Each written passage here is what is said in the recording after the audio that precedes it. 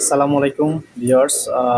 আসলে মানুষের যখন মন খারাপ থাকলে কিন্তু নদী অথবা আকাশ এই ২ টার কাছে গেলে কিন্তু মানুষের মন অটোমেটিক্যালি ভালো হয়ে যায়।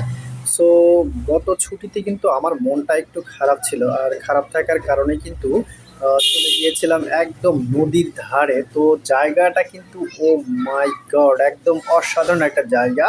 এখানে কিন্তু যেই নদী এবং আকাশ একসাথে মিলিত হয়েছে যেটা দেখতে কিন্তু একদম অপরূপ একটা দৃশ্য মনে হচ্ছে। আর এখানে কিন্তু বিভিন্ন ধরনের নৌকা দেখতে পাওয়া যায়। বেসিক্যালি আপনারা ফ্যামিলি অথবা পিকনিক বা ট্যুর যেকোনো বিষয়ের জন্য যদি আপনারা সেখানে যেতে চান, সেক্ষেত্রে কিন্তু খুবই অনায়াসে আপনারা এই জায়গাগুলো থেকে ভালো একটা ভ্রমণ এবং ভালো একটা সময় কাটাতে পারবেন। আর আমরা যখন গিয়েছিলাম তখন দেখলাম যে কিছু ছেলেপেলে এখানে তাদের যে শৈশব সেটা নিয়ে কিন্তু তারা গোসল করছে, সাঁতরাসাঁতরি করছে এবং পানির মধ্যে লাফালাফি করছে। এটা কিন্তু দেখতে খুবই একদম মজাদার একটা বিষয় লেগেছিল। বিশেষ করে আমার আরো ভালো লেগেছিল। আমি একদম শৈশবে ঢুকে গিয়েছিলাম। সো এই যে বিষয়টা দেখতে পাচ্ছেন, এই যে পানি এবং নদী, আমি যখন ক্যামেরাটা ধরেছিলাম টিপ, টিপ বৃষ্টি পড়ছিল যেটা দেখতেও কিন্তু অসাধারণ লাগছিল। স্পেশালি কিন্তু থ্যাঙ্কস জানাই। আর এই যে দেখতে পাচ্ছেন, এদের যে শৈশবটা কাটছে এটা কিন্তু একদমই কি বলবো যে মানে এই সময়টা তারা যদি এইভাবে পার করে তাহলেই কিন্তু তাদের শৈশবটা ভালো করে গড়ে উঠতে পারে। আর আমরা দেখতে পাই বিভিন্ন শহরে বা বিভিন্ন জায়গাতে ছেলেমেয়েরা কিন্তু তাদের শৈশবটাই খুঁজে পায় না। কারণ এই যে যান্ত্রিকতা, এই যান্ত্রিকতার মধ্যে কিন্তু তারা ভুলেই যায় যে তাদের শৈশব বলে একটা জিনিস আছে। আর এই যে দেখেন একদম ছোট্ট একটা ডিঙি নৌকা এখানে রাখা হয়েছে। আপনারা চাইলে কিন্তু কাপল ভাবে কোথাও ঘুরতে গেলে কিন্তু এখানে শুধু এই নৌকাটা দেখা যেতে বাট বিকাল বেলায় কিন্তু প্রচুর প্রচুর নৌকার সমাগম হয় এই জায়গাটাতে।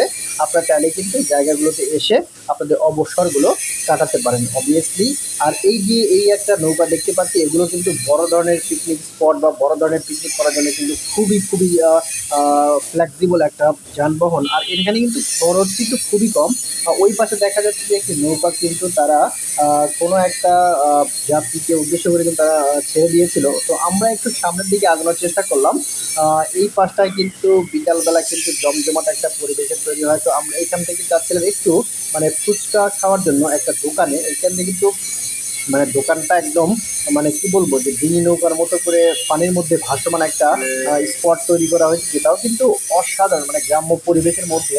আমি যাচ্ছি দেখানোর জন্য চেষ্টা করছি যে ওই পাশটায় কিন্তু এই ফুচকার দোকানগুলো বসেছে। এপাশে কিন্তু বিভিন্ন স্কুল কলেজ বা ইউনিভার্সিটি থেকে ছাত্রছাত্রীদেরকেও আসতে দেখা যায় এবং সেটাই দেখলাম যে বিভিন্ন ধরনের ছাত্রছাত্রী কিন্তু এখানে আসে প্রতিনিয়ত এবং তাদের অবসর সময়গুলো কাটায়। এই জায়গাটা কিন্তু ভিউটা অসাধারণ, মাশাল্লাহ।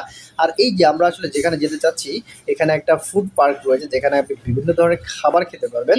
সো এই জায়গাটা কিন্তু মানে অসাধারণ একটা জায়গা। এখানে আপনি আপনার ফ্যামিলি বা আত্মীয় স্বজন নিয়ে কিন্তু অবশ্যই আসতে পারেন এবং এখানে এসে কিন্তু আপনাদের অবসর সময়টা কাটাতে পারেন। অবভিয়াসলি মানুষের সময়টা আসলে শুরু হয় জীবনের একটা প্রান্ত থেকে, শেষ যে কখন হয় এটা কিন্তু কেউই বুঝতে পারে না। সো ভিউয়ার্স, দেখতে দেখতে আমরা একদম ভিডিও শেষ মুহূর্তে চলে এসেছি এবং এখানে কিছু খাবার দাবারের আইটেম রয়েছে যেগুলো আসলে মুখরোচক খাবার, যেগুলো না খেলেই নয়। আমরা একটু খেয়ে নিলাম এবং বিভিন্ন ধরনের দর্শনার্থী কিন্তু এখানে প্রতিনিয়ত আসে। সো আপনাদের অবসর সময় কাটাতে এখানে আসতেই পারে।